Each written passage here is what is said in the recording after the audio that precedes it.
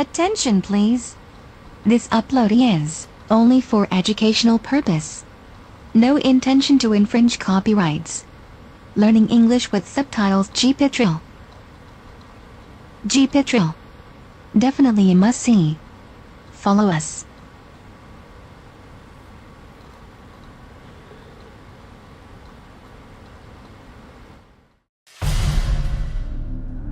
You're about to witness reenactments of real encounters with terrifying monsters, aliens, and other mysterious creatures. The hairy-headed beast, called Momo. It was just standing there. It happened so quick, it felt like my stomach dropped. It scared me to death. Evidence of the beast recovered. There's nothing that I know of that would leave a print that looks like that. Monsters that strike from the shadows. I woke up in the middle of the night and I saw a shadowy figure and I started screaming. I was scared, inconsolably scared. The bizarre bat monster that took on an entire town. This creature terrified this town. They're afraid, what can it do to our kids? We're staying inside. It changed this town forever. A man shoots through glass. Caption: Monsters and Mysteries. Momo, Shadow People, Van Meter Visitor.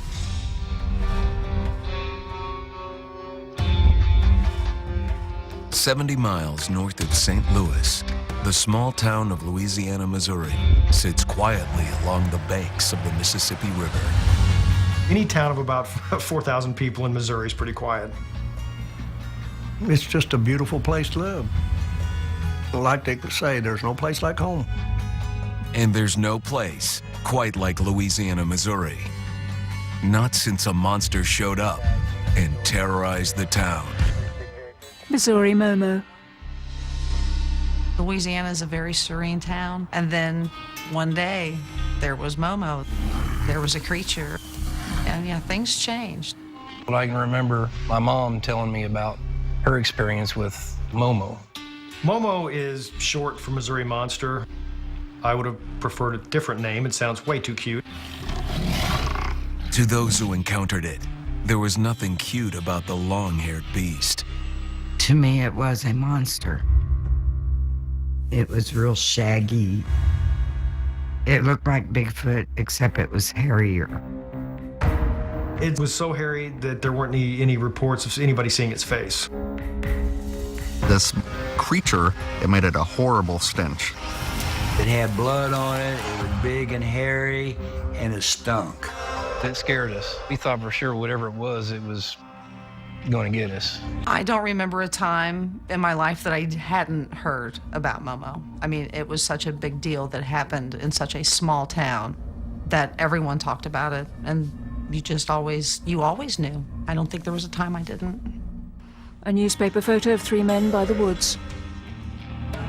What would draw the attention of monster hunters nationwide began with a sighting in 1972 by a 15-year-old girl, Doris Harrison. I was born in Louisiana, Missouri. Everyone that lives here knows me and my family. Before I saw the creature, everything was fine. Everything. Soon this creature changed my life. A bungalow next to a paddock. The morning of July 11th, 1972, started off as a typical summer day for Doris. I was home watching my two brothers. My younger brothers were 8 and 5. The two boys were playing. At some point, they went from the backyard into a stand of trees. The little boys going into the woods to retrieve their frisbee. They look up to see a huge fur-covered figure in the bushes. They run out screaming.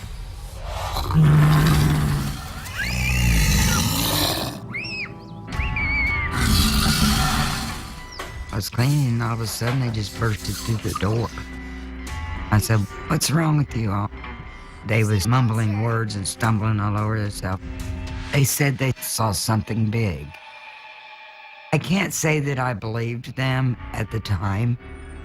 I'm sure it was just an animal, but you guys play inside for a while. She's washing dishes at a sink by a window. There was a window. I looked over. The Momo appears in the trees. It was just standing there, carrying something under its arm. It's holding a dead animal. And there was some blood. It felt like my stomach dropped. It scared me so bad, it scared me to death. I dropped everything, called my dad at work. And I was telling him, don't go outside. I lost my way of thinking even. I was afraid it was gonna come and get us. I was scared. Farmland dotted with trees, farm buildings. I promise you there is a perfectly good explanation. Doris's boyfriend Richard remembers those first few hours. She still had a pretty red face, and you could tell she had been crying because she was that scared. We're gonna figure this out. That evening, Richard and Doris's father searched the woods behind the house. You could tell that something had been standing where she said she had seen it, by the massed down grass and weeds. What is this? The question was, what exactly had these children seen? The creature was large, almost 8 feet in some reports. A big giant head that almost looked like it had no neck, covered in fur head to toe. There were no Momo reports of it attacking people, of being violent towards humans in any way. However, it did seem to have an appetite for dogs. After the Harrisons sighted Momo, there were dogs that ended up missing. They never did find out what happened to those dogs. The sun sets. Cloud passes over a full moon.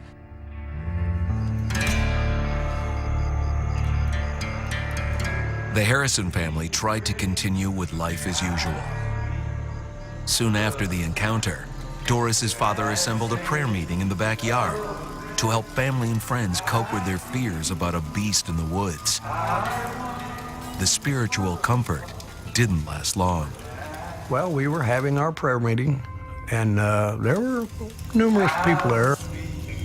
It was dark, and my dad was sitting outside strumming on his old guitar, even though he couldn't play a lick. And Richard was there.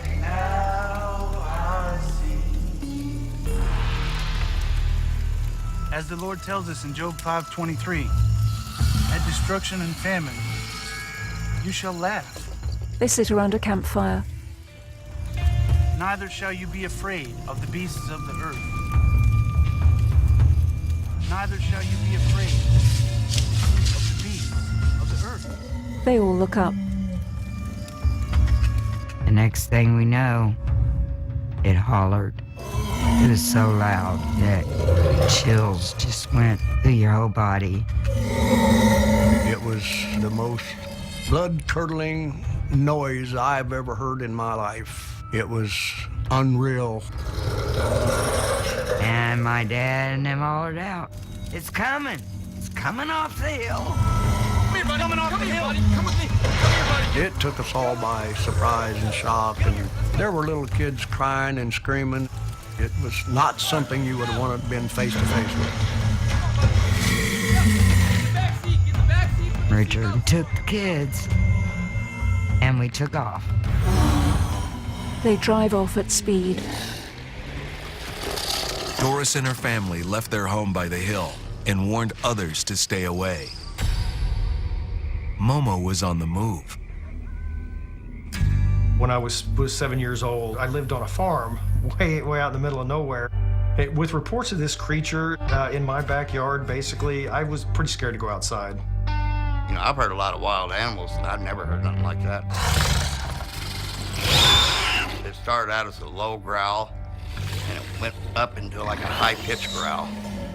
And I about ripped my blankets in half getting out of bed because I didn't know what that was. Our grade school is a 3-level building. And on the top floor, the kids that were in the classroom at the time looked out the window and saw Momo. Teachers saw it. There were 2 different teachers in the classroom at the time that saw it. Both those teachers and the children in that classroom still swear that what they saw was Momo. Momo was on a tear through town. stirring up trouble and fear. My great Uncle Ellis, when he turned the light up in the road, there it was standing there looking at him. Thought it was about 6 foot, maybe 7 foot tall. Scared the hell out of me. I mean, I'm only 14 years old, you know. The young boy on the porch stares into the darkness. Monsters and mysteries.